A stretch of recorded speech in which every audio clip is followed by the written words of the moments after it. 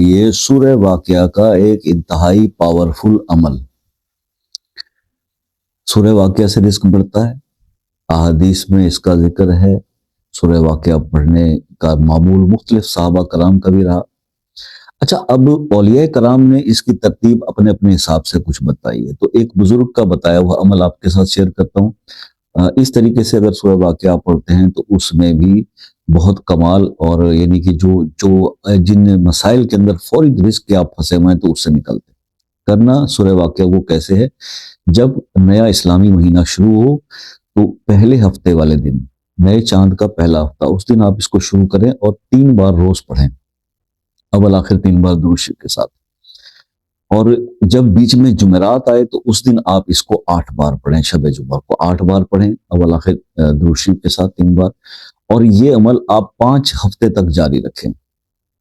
آپ دیکھیں گے کہ وہ جو رزق کے معاملات آپ کے رکے ہوئے تھے، جو معاملات آپ کے سنبھل نہیں رہے تھے، جیسے آپ اکثر ذکر کرتے ہو کہ جناب جو بھی کام کرتے ہیں اس میں پرابلم ہوتا ہے اور رزق کے معاملات نہیں بہتر ہو رہے، تو انشاءاللہ آپ دیکھیں گے کہ سورہ واقعہ کی اس برکت سے وہ معاملات آپ کے سموتھ ہو جائیں گے، ٹھیک ہو گیا۔ یہ عمل آپ سے ایک شیئر کرنا تھا سورہ واقعہ کے حوالے سے۔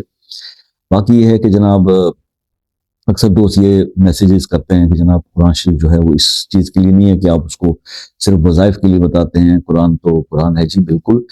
اچھا، ایسا ہے کہ دستور یہ بن گیا کہ ہم نے جو یہ بھائی یہ بات کرتے ہیں نا، انہوں نے خود کبھی شاید مہینے میں 1 دفعہ بھی قرآن کھول کے اس مہینے نہیں دیکھا ہوگا۔ تو بھائی، اگر آپ قرآن کی تلاوت کا معمول رکھیں اور نمازوں کی پابندیاں بھی آپ کی چل رہی ہیں اور قرآن اور حدیث سے آپ جڑے ہوئے ہیں، تو آپ کو واقعی میں کسی وظیفے کی ضرورت نہیں۔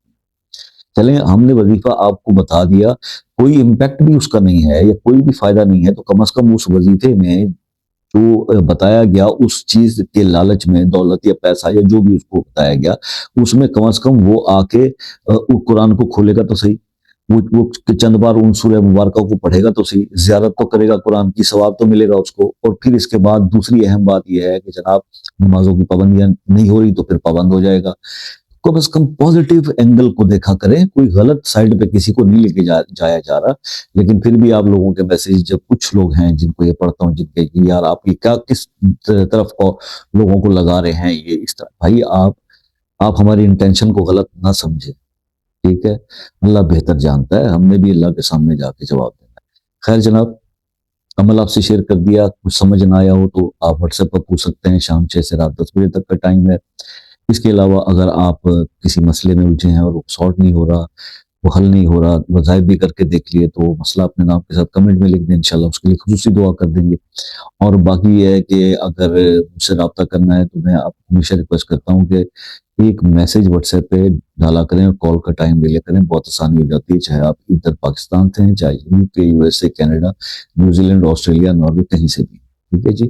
اپنا بہت سارا خیال رکھیے گا، دعاؤں میں یاد رکھیے گا، انشاءاللہ زندگی رہی تو نیکسٹ کسی عمل کے ساتھ آپ خدمت میں پھر حاضر ہوں گے۔ اجازت دیجیے، اللہ حافظ۔